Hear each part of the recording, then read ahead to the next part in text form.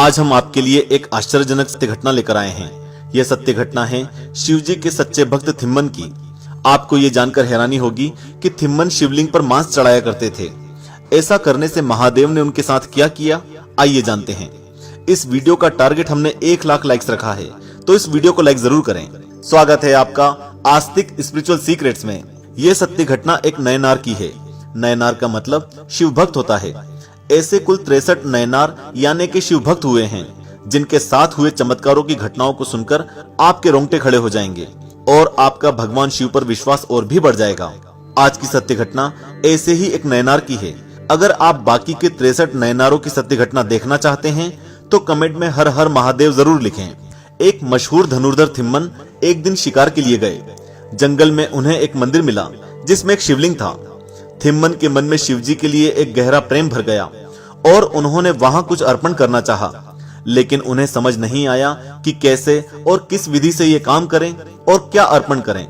उन्होंने भोलेपन में खुद के पास रखा हुआ मांस जो वे शिकार करके लाए थे शिवलिंग पर अर्पित कर दिया और खुश होकर चले गए।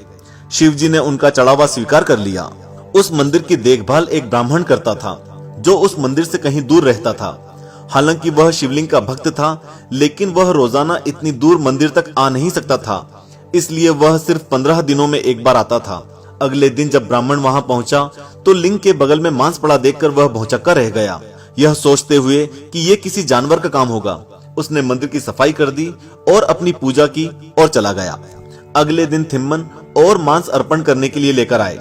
उन्हें किसी पूजा पाठ की जानकारी नहीं थी, इसलिए वो बैठकर शिव जी से अपने दिल की बातें करने लगे। वो मांस चढ़ाने के लिए रोज आने लगे। एक दिन उन्हें लगा कि लिंग की सफाई जरूरी है, लेकिन उनके पास पानी लाने के लिए कोई बर्तन नहीं था, इसलिए वह झरने तक गए और अपने मुंह में पानी भरकर लाए और वही पानी लिंग पर डाल दिया। जब ब्राह्मण वापस मंदिर आया तो मंदिर में मांस और शिवलिंग पर थूक देखकर घृणा से भर गया। वह जानता था कि ऐसा कोई जानवर नहीं कर सकता, ये कोई इंसान ही कर सकता था। उसने मंदिर साफ किया, लिंग को शुद्ध करने के लिए मंत्र पढ़े, फिर पूजा पाठ करके चला गया, लेकिन हर बार आने पर उसे लिंग उसी अशुद्ध अवस्था में मिलता। एक दिन उसने आंसुओं से भरकर शिवजी से पूछा, हे देवों के देव, आप अपना इतना अपमान कैसे बर्दाश्त कर सकते हैं? महादेव भक्त को रोता हुआ ज्यादा देर नहीं देख पाए और कहा, जिसे तुम अपमान समझते हो वह एक दूसरे भक्त का अर्पण है। मैं उसकी भक्ति से बंधा हुआ हूँ और वह जो भी अर्पित करता है उसे स्वीकार करता हूँ।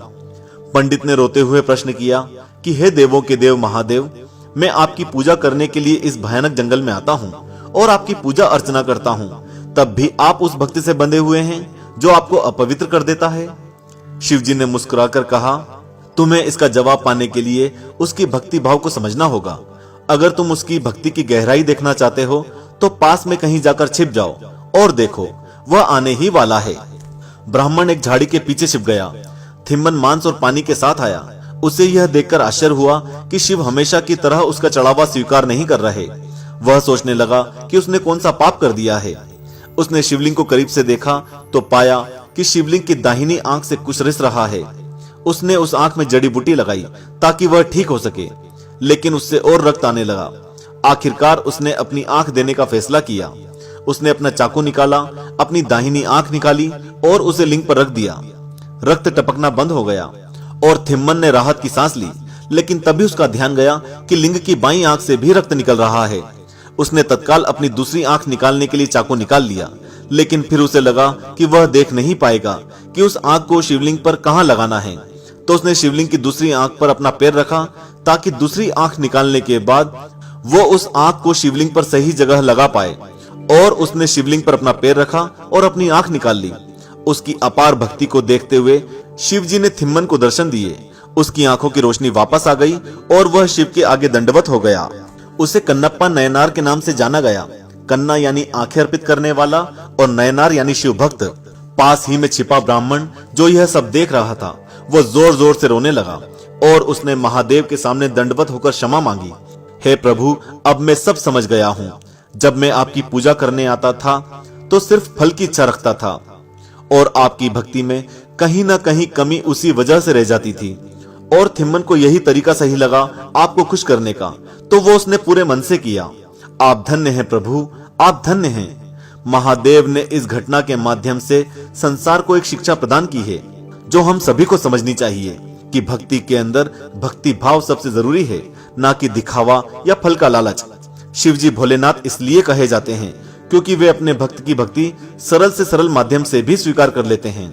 बस उसकी प्रार्थना शुद्ध और निस्वार्थ होनी चाहिए।